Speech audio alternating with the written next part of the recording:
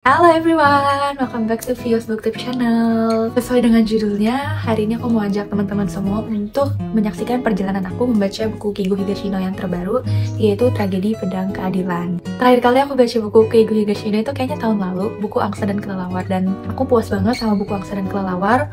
Walaupun banyak yang bilang itu alurnya lumayan lambat ya, mungkin emang tuh termasuk yang buku Keigo Higashino paling tebal sih, Angsa dan Kelelawar. Karena buku-buku Keigo sebelumnya itu paling cuma nggak nyampe setebal yang Angsa dan Kelelawar itu. Pokoknya aku udah kangen banget sama buku-bukunya Keigo Higashino, dan ternyata tahun ini Keigo punya 3 buku terjemahan baru yang diterbitin ya. Ada buku ini, Tragedi Pedang Keadilan, Hotel Masquerade, sama satu lagi Summer Equation atau something, aku taruh di sini. Aku mau baca yang ini dulu. Semalam tuh aku udah mulai baca sampai halaman 82 karena biar aku tahu sedikit gambarannya gimana. Kasus atau pembunuhan di buku ini tuh langsung dikasih tahu di awal, yaitu meninggalnya atau terbunuhnya ya seorang anak remaja bernama Emma. Jadi Emma itu adalah anaknya Nagamine Shigeki. Mereka berdua ini hidup berdua karena istrinya Nagamine udah meninggal. Dan kejadiannya adalah tahun baru saat Emma lagi menonton festival kembang api bersama teman-temannya. Malam itu Emma tidak pernah pulang dari festival kembang apinya, sedangkan teman-temannya udah pulang, dan ayahnya khawatir dan nelfon berkali-kali tapi nggak ada jawaban dari ponselnya Emma. Nagamine melapor ke polisi atas kehilangan putrinya Emma dan dinyatakan bahwa Emma itu menghilang. Dan beberapa hari kemudian setelah beritanya muncul di televisi, mayatnya Emma ditemukan di sungai guys, mengapung. Pas aku ngebaca bagian itu, ya Nagamine tahu gitu, pas lihat jasad putrinya aku tuh kayak I'm crushing my soul. Pas aku tahu itu rasanya wah sakit hati banget. Karena Nagamine kan cuma punya anaknya ya, istrinya udah nggak ada. Jadi harapan atau sumber kebahagiaan Nagamine itu cuma putrinya aja. Di samping itu kita juga diceritain sebenarnya apa yang terjadi sama Emma di malam kembang api. Yaitu diculik sama 3 anak remaja yang nafsunya lagi tinggi ya. Alias memang mereka menculik Emma untuk melakukan pelecehan seksual. Mereka juga menggunakan obat-obat terlarang lalu disuntikan ke Emma.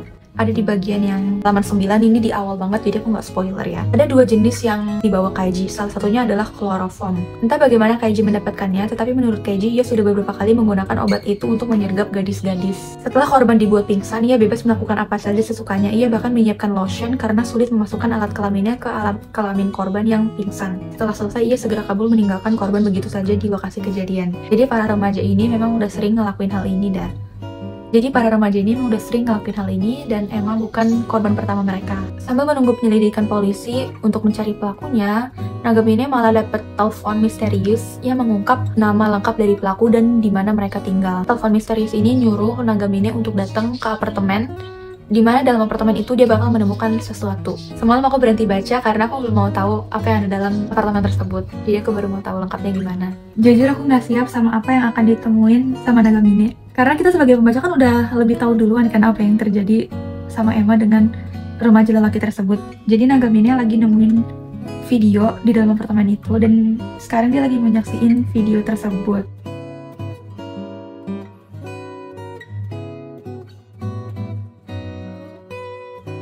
Aku rasa bab 9 ini adalah bab yang paling bikin aku gak bisa berkata-kata sejauh ini.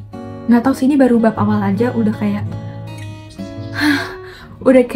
pengen berkata kasar gitu loh. Karena kalian bayangin jadi seorang ayah yang ngeliat video anak perempuan kalian sendiri diperkaos. Itu kayak harus bereaksi seperti apa gitu loh, nyaksiin anak diperkaos secara brutally, secara bebas. Ya mereka pantas disebut iblis ya, I feel like. Oke, aku lanjut baca dulu ya. Aku mau masuk ke bab yang ke-10 dan kita lihat aku bisa baca sampai berapa lama.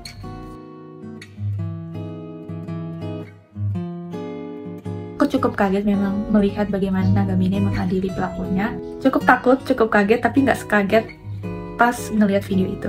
Mungkin karena aku perempuan juga ya, jadi pas ngelihat kejadian pelecehan, kekerasan seksual seperti itu tuh sangat-sangat menusuk hati aku. Sebenarnya di sinopsis belakang bukunya ditulis kalau Nagamine itu akan mengadili mereka dengan tangannya sendiri, alias mengadili para pelaku yang memperkaos Emma. Cuma aku nggak nyangka kalau cara mengadilinya Nagamine itu udah ada di halaman depan guys, dan secara brutal banget. Penyelidikan malah makin maju kan, karena kepolisian udah nemuin video-video rekaman itu di apartemennya Atsuya, di apartemen salah satu pelaku lah. Kind of interesting sih, karena jadi ada pembunuhan baru, nggak cuma Emma.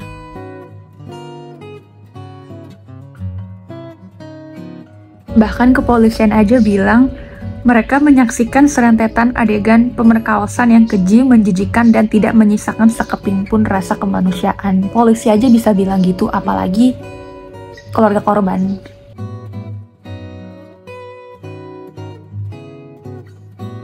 Aku mau update mengenai perkembangan baca aku. Aku tuh sekarang udah halaman 206 dari total 462, udah hampir 50% ya. Perkembangan penyelidikan sebenarnya belum banyak berarti ya, karena belum nyampe masuk ke pengadilan, belum ketemu sama semua pelakunya, belum ngedenger langsung opini dari para pelakunya gitu, belum ada interogasi sama sekali ya. Cuma perkembangan penyelidikan itu sekarang lebih fokus ke Nagamine, ayahnya Emma ya, karena sekarang dia itu kan jadi, yang tadinya jadi keluarga korban, sekarang jadi tersangka pembunuhan. Karena dia mencoba membalas dendam kan tadi, mengadili sendiri pelaku dari perasan pembunuhan terhadap anaknya. Yang disoroti di buku ini supaya aku baca adalah bagaimana opini publik yang begitu berubah-berubah. Seperti yang kita tahu gitu loh, yang namanya balas dendam sebenarnya ada sih keinginan untuk balas dendam dalam diri setiap orang kalau mengalami sesuatu hal gitu. Jadi opini publik tuh sekarang kebagi dua. Media-media memberitakan bahwa emang ada yang setuju sama perilakunya Nagamine. Para masyarakat awam ini memposisikan diri mereka seperti Nagamine, bagaimana kalau anak mereka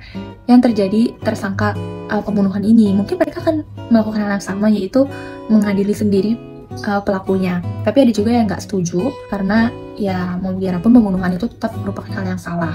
Dan seperti yang dibilang sama detektif yang menangani kasus ini, bahwa hukum Jepang saat ini sama sekali tidak menerima tindakan balas dendam. Jadi mau balas dendam yang segimanapun, apalagi pembunuhan, tidak akan mendapatkan keringanan hukum. Karena sistem hukum untuk pembunuhan ya pembunuhan aja, nggak ada alasan macam-macam, terutama alasan tentang balas dendamnya. Aku lanjut baca dulu untuk lihat kasus perkembangannya. Sebenarnya makin ke belakang ini aku tidak akan bisa memberitahu begitu banyak yang mengenai perkembangan kasus karena takutnya jatuhnya spoiler.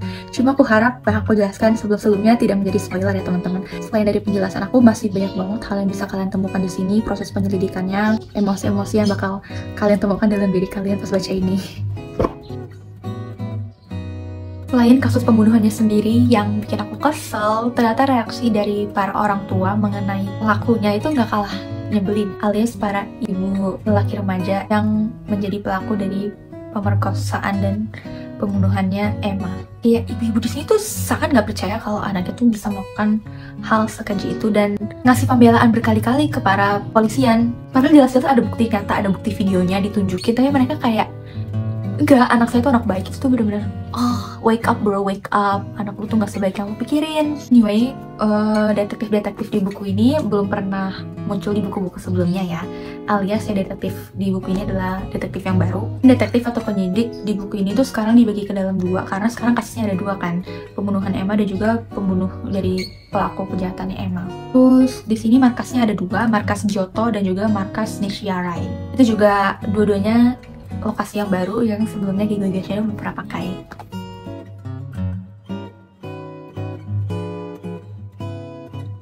Aku beli Jiwa Toast buat nemenin aku baca. Aku belinya itu yang egg and cheese karena nggak ada special tau guys. Rasa dua toast ini tuh cuma 30.000 yang murah banget. Tada! Jiwa Toast itu salah satu snack favorit aku. Biasanya aku beli yang ada dagingnya sih. Cuma karena yang flash lagi ini jadi kita makan yang ini aja.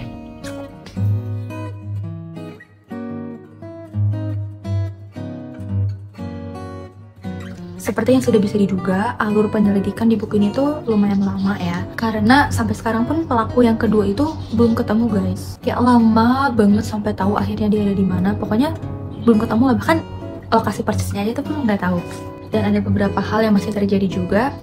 Tapi di sini sebenarnya nggak gitu banyak ngebahas proses detektif untuk menemukan pelaku. Itu tuh nggak terlalu banyak ya. Kita kalau sebagai pembaca justru malah banyak ngelihat POV-nya si Nagamine. Yang aku harap bakal lebih banyak juga penyelidikan dari polisinya sama detektifnya, karena aku suka aja gitu loh ngelihat proses penyelidikan seperti apa, pemikiran-pemikiran mereka, terus cara mereka menyelesaikan masalah, cara mereka melihat clue, itu selalu menarik buat aku. Dengan sisa halaman ini maka lebih banyak penuturan-penuturan ke kepolisian dan juga detektif mengenai clue-cluenya gitu.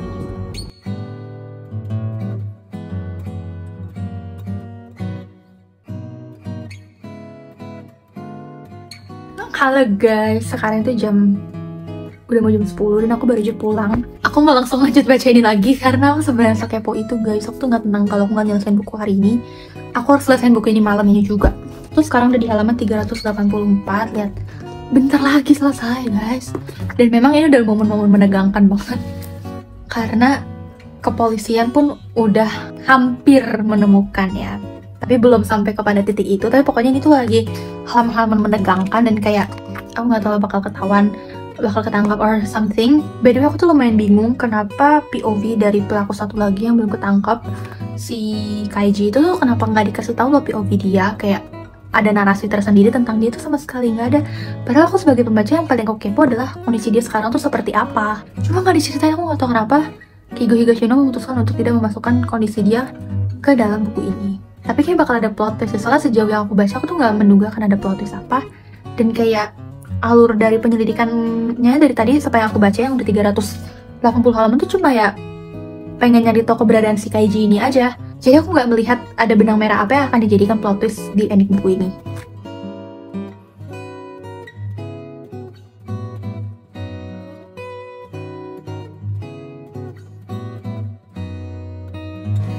Aku juga sedikit bingung kenapa pihak kepolisian tuh nggak ngelacak dari ponsel aja. Atau mungkin kalau misalkan mereka gunain telepon umum, kenapa nggak dilacak aja telepon umumnya dari mana? Aku nggak tahu gimana kondisinya, coba bukannya itu possible untuk ngelacak lokasi. Kayak terakhir kali ponselnya aktif kapan gitu. Duh, gregetan banget, bahkan udah sampai sini dan kayak itu belum ketangkap, aku stres deh.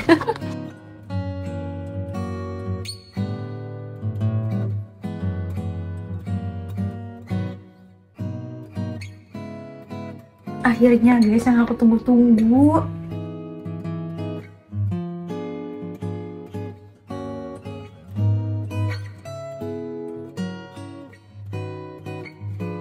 Sangat-sangat tegang situasinya sekarang.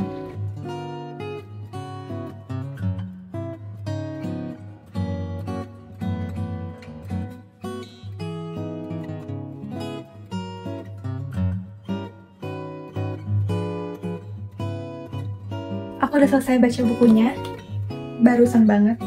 Nggak ada yang bikin aku kaget, nggak ada yang bikin aku surprise, nggak ada yang bikin aku shock, nggak ada yang bikin aku marah. Ya udah gitu aja endingnya. Bisa aku bilang aku nggak puas karena aku tidak merasakan emosi apapun.